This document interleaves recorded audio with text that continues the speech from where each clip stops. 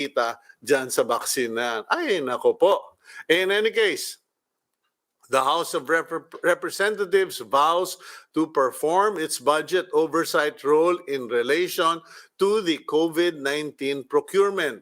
As COVID-19 vaccine procurement, as both House and Senate resume sessions today.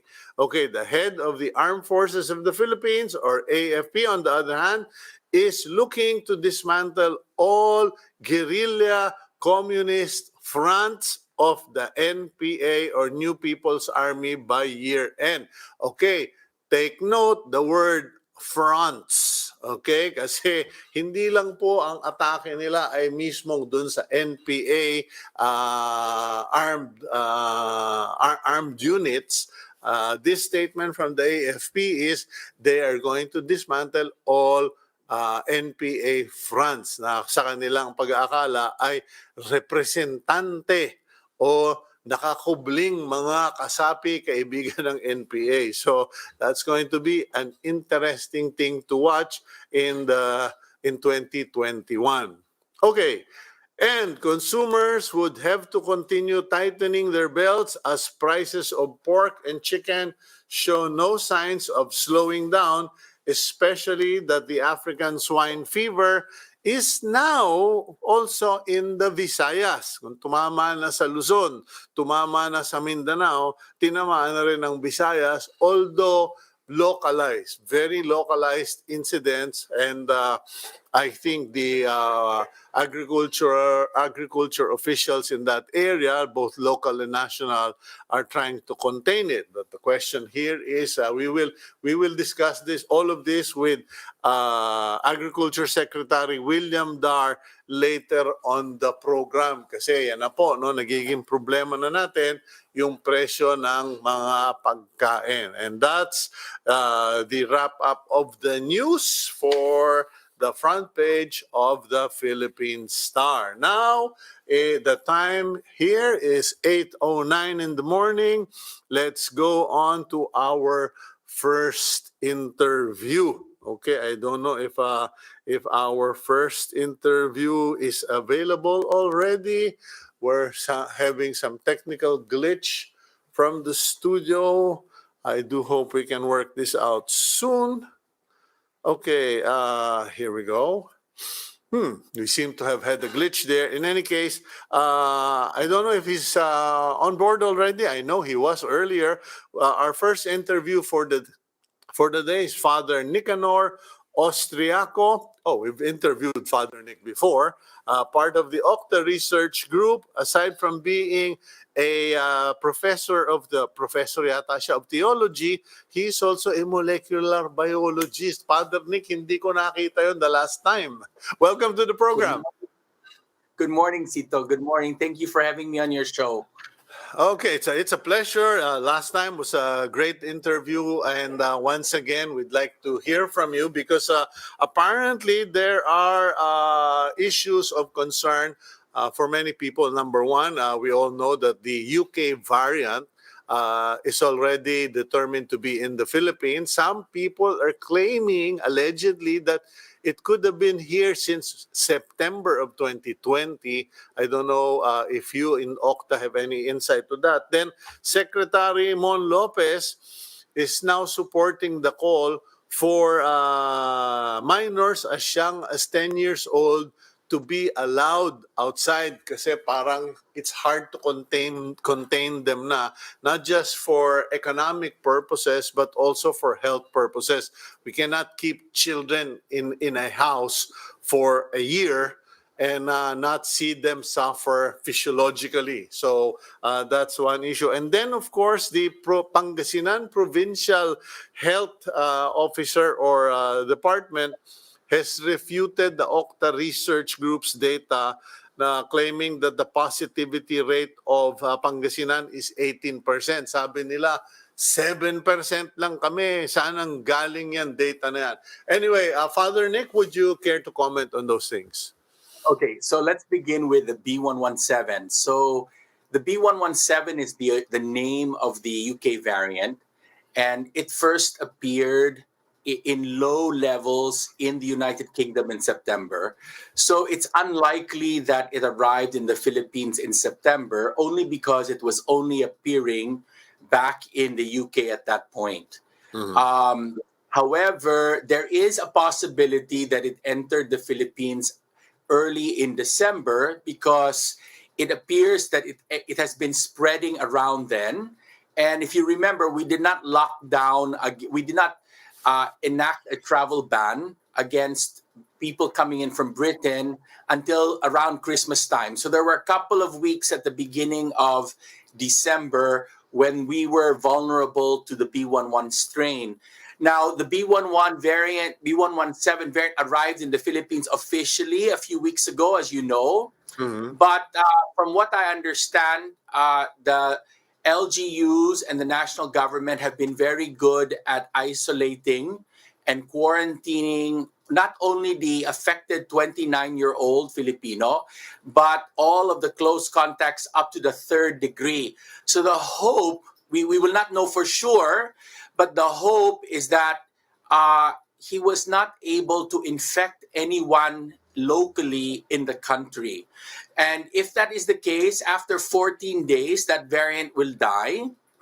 And hopefully it's not here in the Philippines yet, right? So we will only see that if the wave in this country begins to accelerate. So that's how you know when it arrives. So even if there's one case and we can contain it, that's good. If there's a few cases and if it starts to spread, then what will happen is you will see that the number of cases, daily cases, accelerates quite rapidly. So to give you an example, sa Ireland, on Christmas Day, there was about 800 to 1,000 cases. But 15 days later, there were 6,000 cases per day. So, Wow. and it went in 2 weeks because of the B117 variant. So we have to be incredibly careful. We are in a vulnerable position here in the Philippines at this time. The variant was officially detected last week. We have to be very vigilant to see if it is already in the community. So this is why, to respond to the concern of the children, of course, 1 year is an incredibly long time for our children to be locked up in their homes. You know, we empathize with them and their families. However, one of the characteristics of the B117 variant is it's supposed to be more transmissible amongst children, because that's how it was detected in the UK. So this is actually not the time to allow our children out, given that there is a possibility of a more transmissible variant that would infect them. You see? So maybe we wait a little bit more, a few weeks, just to see if that variant was able to take hold dito sa Filipinas. Okay, Father Nick, just for the sake of for so that people may know and have a better perspective of things, are we well equipped and capable in the Philippines to detect these variants and these surges? Because I know that the OCTA group, you are in the forefront of counting the numbers, translating the data, interpreting everything. But in terms of gene tracking, I know our friends in the Genome Center in UP are doing quite a great job in RITM. But the concern is, are we as good as, let's say, Ireland or UK in terms of, okay, guys, there's a surge here. Let's go figure out what kind of virus this is. Kasi parang someone had mentioned to me, and I actually read about it, that while everyone is talking about the B117, there are other mutations that have been happening, and anywhere in the world, a mutation can take place. So first of all, it is actually impressive that the Philippines has ramped up its capacity for genome surveillance. So before Christmas, we had no capacity whatsoever.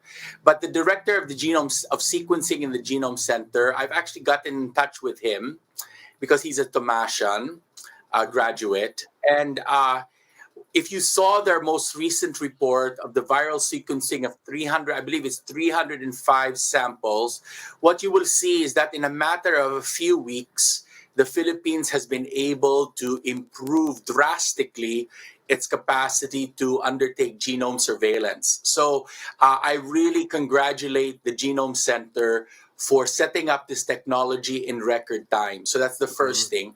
You're absolutely correct. There is a more dangerous Brazilian variant that we are now watching. It appeared in Brazil in the last few days.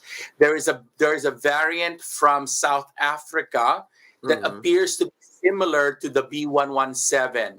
So yes, the challenge now for the Philippines is actually not genome surveillance, but it is quarantine and isolation of our international travelers. So, these are variants out there. There are variants here, but you need large numbers of infections in order to generate new variants. And the reason why we are getting new variants now is because there are so many infections in North America, in Europe, in South Africa, right? Now, the Philippines, by the grace of God, our pandemic is increasing, but increasing gradually. We are not seeing explosive growth. So the danger again is that a balikbayan or an OFW or an returning overseas Filipino will bring one of these variants back and seed a new wave, a new surge here. That is the concern. So really, we have to step up in our mandatory quarantine and isolation. That's really going to be the challenge. Is it possible that we did not track any of these mutations? Because it's like, a combination of circumstance. The Philippines, to the credit of the government, has had the toughest lockdown measures, which most of us will presume results in a really limited contamination of the population. But I remember that I think, was it September or October, when we had real spikes, real surges, and we had numbers of like 2,000. I think at one point we even had 4,000 cases in 1 week. Is it possible that we were having those spikes and mutations, or was it just really because people got careless? So actually, the Philippine Genome Center provides an answer for that. And if you remember, you are speaking about the second surge that occurred at the end of July that triggered the MECQ dito sa NCR at the beginning of August. And what the Genome Center was able to show is that surge was triggered by a new variant, but that variant is now predominant in the Philippines. It's the predominant variant all over the world. In fact, what happens is you have variants that come one after the other. So we had one variant in March, then we had a second variant in June and July, and we're hoping that we do not have another variant at this time because that would trigger another surge. And that's why we have to be very careful. Okay, Father Nick, allow me to allow us to just go for a very quick break, and after the break, I want to carry on with the conversation regarding what the OCTA Research Group has been doing. Just a quick minute, Father Nick. Thank you, Cito.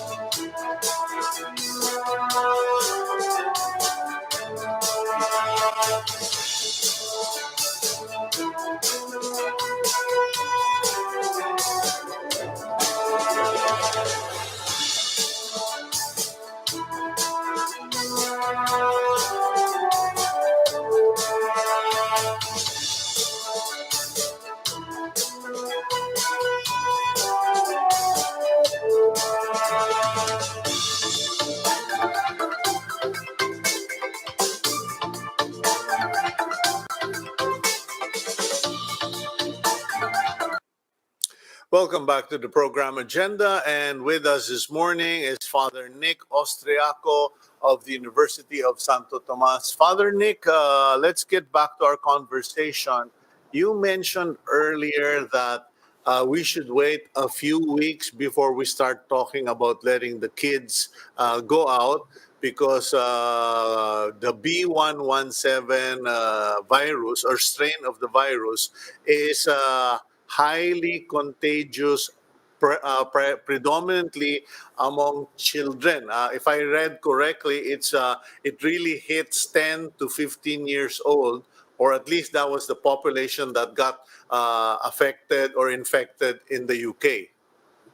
Now, we have to be careful how we interpret that Mhm. because the B117 variant was detected during a lockdown sa UK. Mhm. And so no one was moving around in UK except for students, because when they locked down there, they did not lock down their schools.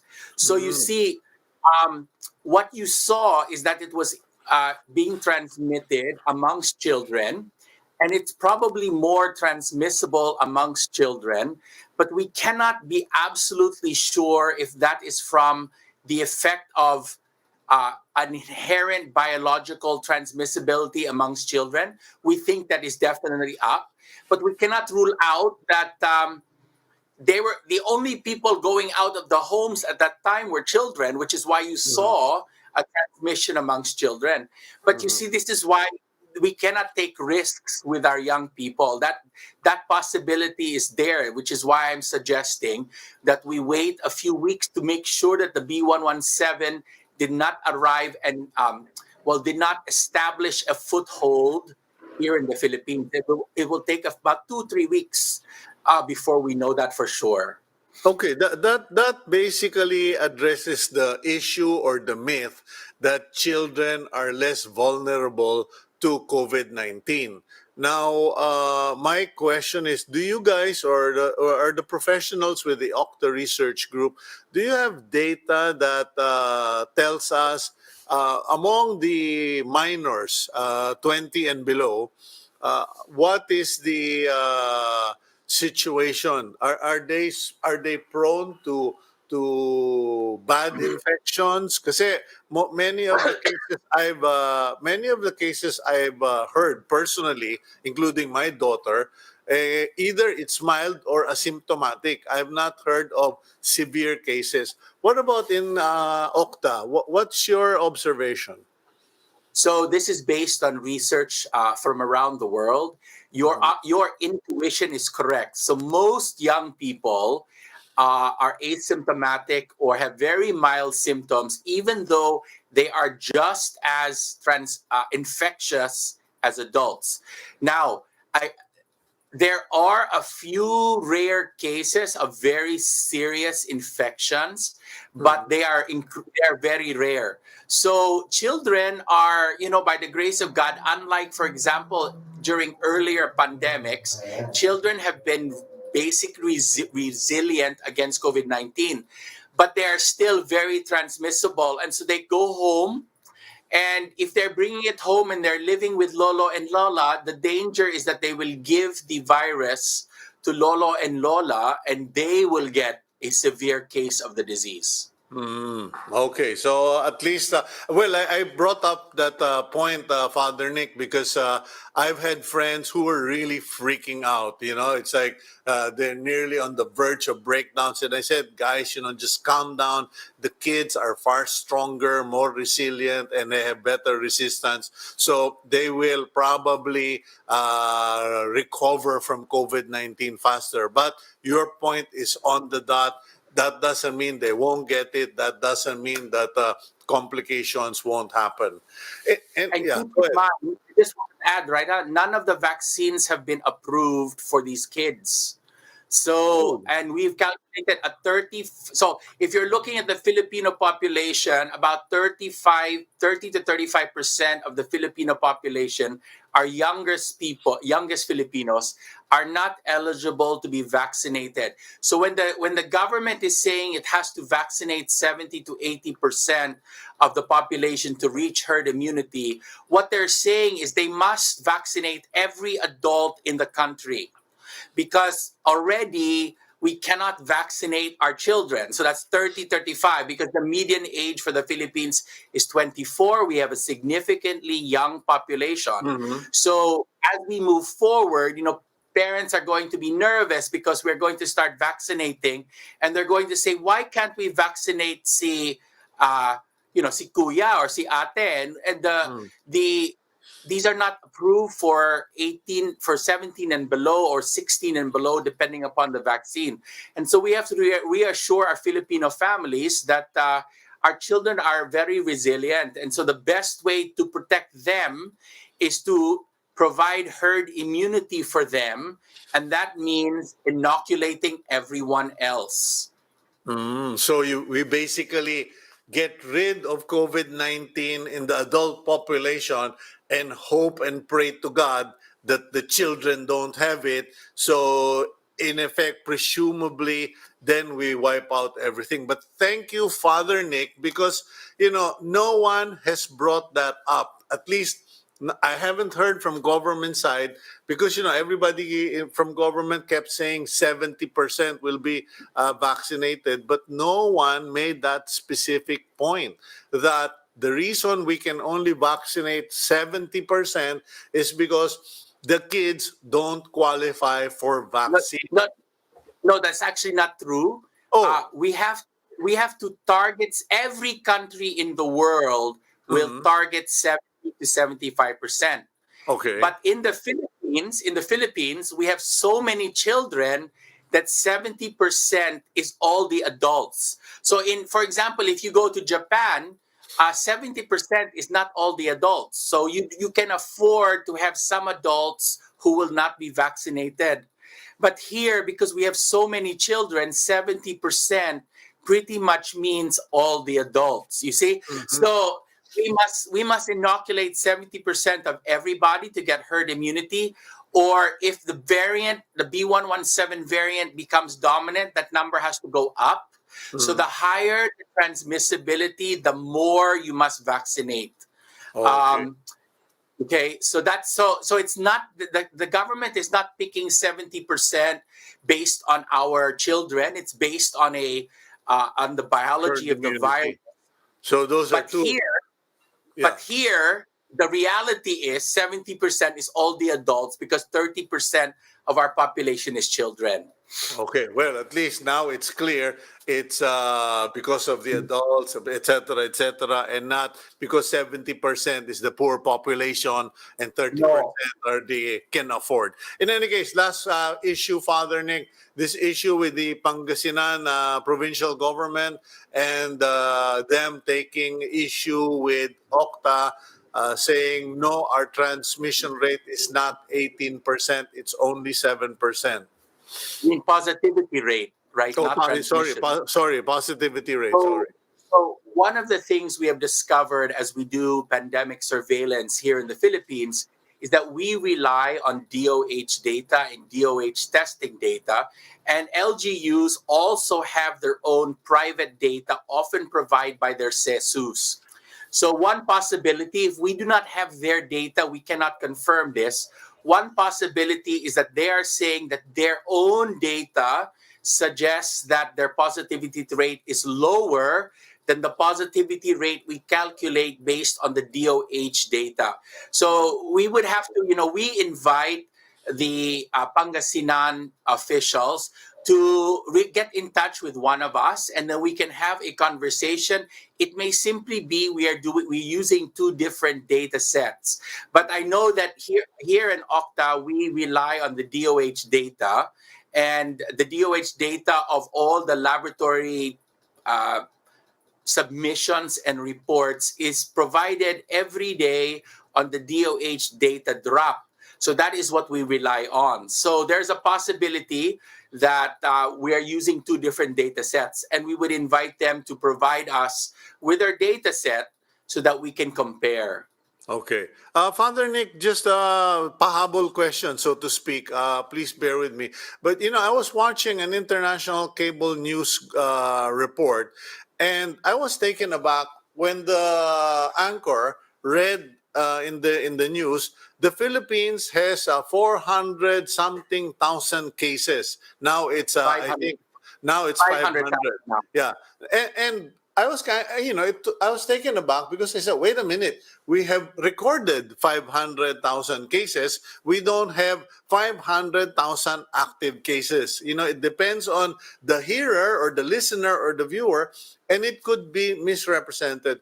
What is your position regarding, relabeling or at least not putting up these numbers, because international organizations could misinterpret, or people could misinterpret this data. It's not clear enough.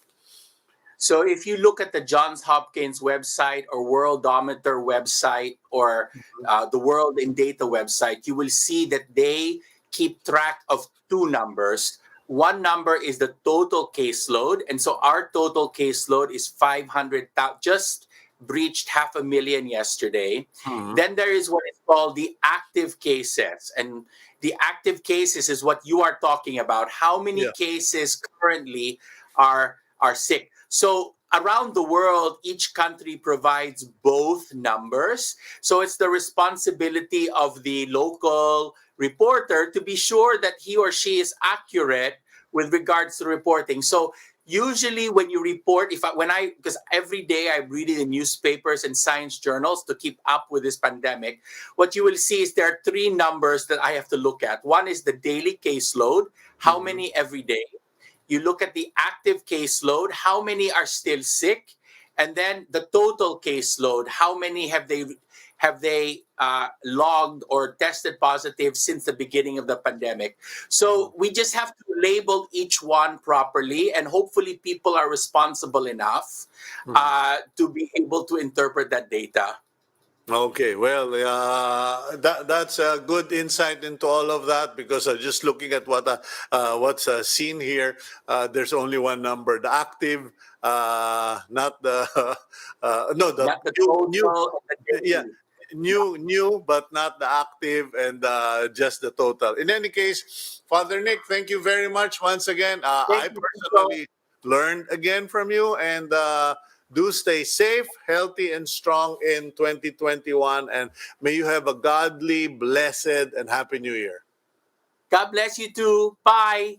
Okay, thank you, Father Nick. Okay, and that's Father Nick Austriaco of the OCTA Research Group, and also a professor of theology and a molecular biologist connected with the University of Santo Tomas, UST. Yun po, no? So, marami tayong natutunan. We will go for a break, and when we return, we will then go to the Department of Agriculture, where Secretary William Dar is waiting for us to give us information bakit tumataas ang presyo ng gulay, manok at baboy, and the state of ASF, etc., etc. We'll be right back here on Agenda.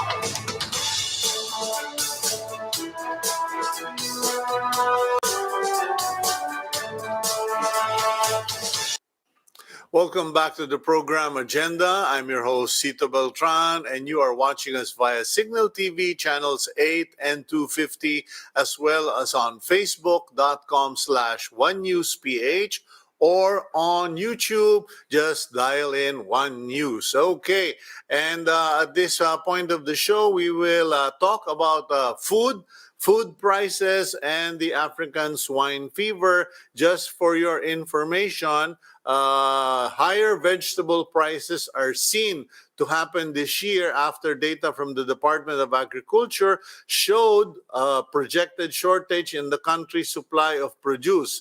Department of Agriculture, both local and imported supply of the country's most consumed vegetables could only meet 78.4% of demand. Okay, the DA officials blamed the higher prices on the ongoing pandemic, recent typhoons, unwillingness of poultry and hog raisers to farm. Okay, may mga nagsabi nga po that for the first time in the Philippines, pork is now more expensive than beef. Dati po kasi laging mahal yung baka dahil kukonti ang baka. Apparently now, pork costs anywhere from 400 to 440 per kilo. Let's bring in our regular on the agenda, Department of Agriculture Secretary William Dar, to give us the feedback. Secretary, good morning and a Happy New Year to you, sir. Good morning, Cito, and your listeners and viewers. Magandang umaga po at Happy New Year din sa ating lahat. Okay, Secretary Dar, malaman lang po natin because apparently there's a growing concern regarding the food prices in the Philippines, and we would like to find out what is the Department of Agriculture's plans to address this dahil may mga umiiyak na, especially among our poorer sectors, Mr. Secretary. Yeah, let me outline the series of strategies that we have started putting in place much more after the typhoons that we had in November. So yung shifting of strategies started then. Kasi alam natin, pag may bagyo ay mas lalo na yung mga crops like fruits and vegetables, yung pinakbet vegetables, ay apektado na. Ganon din sa pork, let me also give an outline of what we are doing. Naumpisahan po natin since May last year na mag-mobilize from Visayas and Mindanao. And as a result of that, mayroon nga dumating hanggat December, total of 200,000 heads of hogs. And that will be a continuing strategy this year, particularly itong first 2 quarters. So mobilization of existing hog supply or even pork from Visayas and Mindanao. At the same time, even in some parts of Luzon, Cito, mayroon tayong opportunity also to mobilize doon sa mga provinces na marami pang supply. Kagaya ng Ilocos Norte. I just came from Ilocos Norte itong Friday, Saturday. And they are more than sufficient in pork or in hogs in many ways. So we will be bringing more of this. Mayroon tayong NTA cutting and deboning facility doon po sa Narbacan, Ilocos Sur. So they will bring, at least they will contribute to this solution by bringing every day about 5,000 pork, 5,000 tons of pork every day. Now, the additional strategies that we are working on is pagdating dito sa Manila, itong na-mobilize po natin, alam na natin kung anong slaughterhouses or anong outlets na ibabagsak ito. At nandyan po yung kadiwa ni Ani at Kita na pinapaigting pa natin yung presence and all the various forms of kadiwa na ni Ani at Kita ay sila na yung Okay, I think we lost Secretary Dar there. Umpisahan ko pa naman sana yung mga mahalagang tanong. We will try to reconnect with Secretary Dar because the issue right now is supply versus demand. Actually, the demand remains the same, if not less. Actually, less. The demand is less, but the supply is even lesser, if that is correct English for you. Because according to some of my sources, in fact, some people, there was a veterinarian who wrote to me, hindi ko nasasabihin yung buong pangalan niya, but veterinarian Joel wrote to me that he claims that the 400,000 head that the DA claims to have been lost to ASF is severely understated because from the looks of it, 6 million heads na raw po ang nawala sa merkado dahil sa ASF. But also, the issue here is because okay, the Department of Agriculture, and we have to be fair with Secretary Dar and the DA. They're trying to do everything every time there is a shortage. No, they're trying to get vegetables from other places when the north gets inundated by rain, by flash floods, by landslides. Kumukuha sila sa Visayas, sa Batangas, sa South Luzon, etc. ng gulay. Now, in this case, with ASF, they're trying to get pork, or they are getting pork from Mindanao, from Gensan, Cagayan de Oro, and now they're getting from Ilocos Norte. Ang problema po is even with all those efforts, the price of pork is still at 400 to 440. Now, given, okay, nagpasko, so tumaas ng konti. So sabihin natin, yung 40, yun yung nagpataas ng Pasko. But at 400, the price of pork today is almost double than before all of this ASF thing happened. Because I remember pork used to only cost 150 to 180.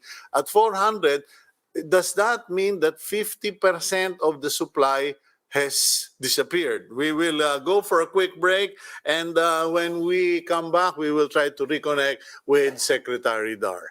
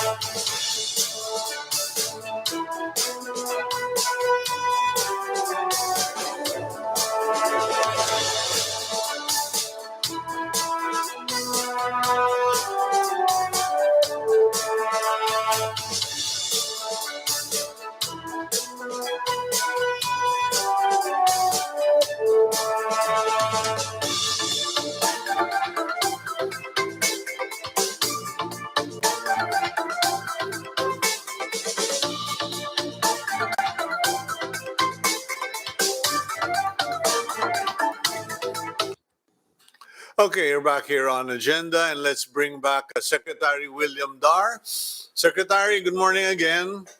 Yes, Sito, gusto kong, so we are doing everything possible within the country. And on top of that, siguro, doon na ako mag-focus, Sito. We have this minimum access volume for pork every year na 54,000 metric tons. So itong 2020 halos dumating na lahat. Now 2021, the year 2021 for MAB starts February this 2021. So we are mobilizing the importation of these 54,000 metric tons of pork under the MAB in quota. Is that sufficient to bring back the price of pork to a pre-ASF disaster period? Because I remember early last year it was 150, 180. Now it's 400. Hindi po sapat yan. That's why I'll go to the next strategy.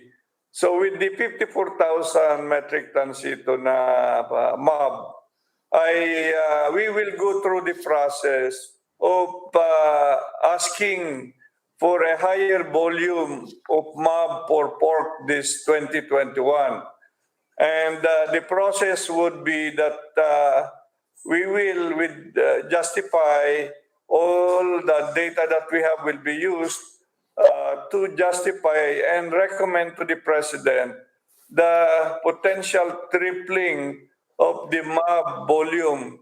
So from 54,000 metric tons a year, if we triple that, that would amount almost to 162,000 Okay. metric tons. Are you not worried that that might eventually lead to an overdependence on importation on the other hand? I'm sorry, no, I know you're trying to solve the problem, but sometimes you solve the problem and another problem crops up. I understand that, Cito. That's why the other one is we are going now to use the another 400 million pesos to repopulate para maumpisan ulit so that in the next 5 months or 6 months or so, by the end of the first semester, ay mayroon na tayo din supply additionally na galing dito sa atin. So all these strategies or all these events will take place at the same time para maibsan po natin itong kakulangan ng baboy dito ng pork dito sa ating bansa. Secretary, I've spoken to a number of pork raisers and veterinarians in the country. Some people have been writing to me, and they pointed out that until commercial raisers or the big farms are guaranteed some indemnification or insurance man lang. Kumbaga dun sa Philippine Crop Insurance Agency where, you know, if you are a hog raiser, you will be registered, you pay a small fee, but in the event of something happening, you're covered. Many of them are scared. I mean, I personally, you know me, I respect you, we're friends, pero ako, wala, napaso na ako. For us to encourage people to go back, not only the repopulation, but the indemnification or insurance. May plano na ba niyan, Secretary? I will see to it that the insurance aspect for this time, that's a way to go to encourage more of the commercial raisers to come forward. There are now, we have been talking for the last 1 month with commercial raisers, and they're starting to come more and more in terms of investing dito po sa ating bansa. Kagaya po ng UNACO, this is under UNILAB. So they're now coming in a big way to start again hog raising, commercial hog raising. So as a matter of fact, they're also part of a big new platform for now having to lick it or solve this problem of African Swine Fever. Directed na sa barangay level po ang surveillance bago pa mangyari ito at mayroon ng itong mayroon din kaming ibibigay na budgetary support, tulong po dito sa pagse-set up ng bantay ASF sa barangay. Does your repopulation plan, so sabihin na lang natin, Secretary, no, magbibigay kayo ng indemnification or parang abuloy. That's the only way I can call it. Abuloy sa mga namatayan ng baboy.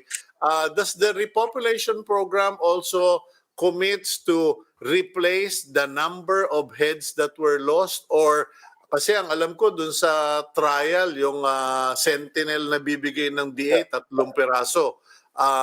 Does your program, is it ambitious enough to say na, okay, kung mawalan ka ng 80 sito, papalitan namin ng 80 biik yan? Ang ating strategy na una na-implement sito, yung mga areas na nauna na apektado ng ASF, ay hindi muna baboy ang binibigay po natin kasi the lingering presence of ASF until we are really assured ay talagang baboy na ay bigay po namin yung mga papalakihin. So nagbibigay po kami ng ibang livelihood support kagaya ng mga small ruminants, kambing, pwede rin mga chickens. So may substitute livelihood support po. Well, let me confirm that, Mr. Secretary, mga kaibigan. Alam naman po nyo na ako tinamaan din at yung kapitbahay ko tinamaan din. Pumunta po yung mga tiga-Department of Agriculture Region 4 at nag-alok sila ng kambing. Sir, baka gusto mo mag-alaga ka muna ng kambing, o sir, baka gusto mo ng isang baka. Pati yung kapitbahay ko, inalok din ng baka, etc. Naghahanap nga akong kabayong pangkarera, Mr. Secretary. Anyway, I'm just kidding. But yes, you know, I just want to recognize the DA and compliment the DA because hindi rin po pwedeng agad-agad bumalik sa pagbababoy. My next question, Mr. Secretary, is meron na ba tayong official position how long before the hog raiser, whether backyard or commercial, how long before it's safe to restart? Kasi marami gustong bumalik pero sinasabihan sila, naku, delikado, hindi pa alam ng science kung gaano katagal. No, yung Sentinel approach natin is one way forward. And seeing to it na around the vicinity of these barangays or municipalities ay wala ng sakit, that's the time we should be ready to again reintroduce backyard hog raising. Okay. Kaya dito po sa Rizal, nag-umpisa na po kami. Okay. Okay, now Secretary, where will you get all these hogs? Kasi based on your report, it's 400,000 and counting. Based on the estimates of some industry practitioners and veterinarians, we've lost 6 million daw ng mga hogs. Now, sabihin na lang natin 1 milyon o 2 milyon. Saan tayo kukuha? Mag-i-import ba kayo niyan? Or kukunin nyo sa Visayas, Mindanao, o sa Mindanao na, or sa Ilocos for that matter? Yeah, we will get, kung ano po yung mabili po natin dito sa bansa, Mindanao, Visayas, at ibang parte dito sa Luzon, yun po ang first strategy natin. Then kung kulang pa sito, ay we have to bring from the outside para maumpisan. Now, let me mention, Yes, sir. dito po sa Ilagan, I was there before the Christmas season at nagpasinaya po tayo ng malaking breeder farm ng baboy, 2,500 sow level na breeders. So little by little, the big commercial investors are coming forward. Okay, well, I will leave it at that, Secretary, and siguro mag-part 2 na lang tayo later this week regarding yung sa mga gulay naman. at Opo. fisheries kasi ang lawak talaga ng nasasakupan mo. We can't cover it in half an hour. In any case, Secretary, go ahead if you have any statement to make. Yes, Sito, we have all this in place, itong mga strategies in regard to ASF again and the pork supply. Pinaaprubahan ko na rin sa kabinete the other Monday pa, yung mga One Nation strategy na natin, ensuring food security in 2021. Kasama na doon sa plan program, and not only for crops but for livestock and poultry fisheries and other commodities. So the strategies have been strengthened and have been approved by the cabinet and the president last week. Now, gusto ko lang sabihin po sa ating publiko na I have strengthened the team dito po sa laban sa ASF. Mayroon na po tayong bagong OIC director sa Bureau of Animal Industry by February 1. So, binalasa po natin ang livestock team natin para to put more passion, energy, and quick response dito po sa lingering problem natin sa SF. So Okay. sana tulong-tulong po lang tayo lahat at we can get over these problems, this challenge about pork supply in due time. Okay, Maraming salamat. you can count on us, Mr. Secretary, and thank you very much for your time today and for a very informative conversation. God bless you and God bless the Department of Agriculture. Salamat po, Cito. Okay. Ganun din. That's Secretary William Dar at ayun po, nalaman nyo na, I think medyo malaking balita yun, nabalasa na yung dun sa Bureau of Animal Industry. Not because, someone is bad or someone is not incompetent, but, sometimes when the situation really demands extreme action or gets really bad, then you have to ramp up your response. So that's it. We will be hearing from the Department of Agriculture in the coming days. Yan, magkakaroon ng maraming importation, magkakaroon ng repopulation, nag-repopulate na sila sa Rizal. So laban-laban lang po, and let's keep on praying. Let's keep on asking God for His divine protection. And I just want to encourage all of you because when you pray to God sincerely, with all humility, kahit ano pang politika nating lahat, magsama-sama tayo and let's be grateful and thankful for what we have. God bless all of you. I'm Cito Beltran and that's today's agenda.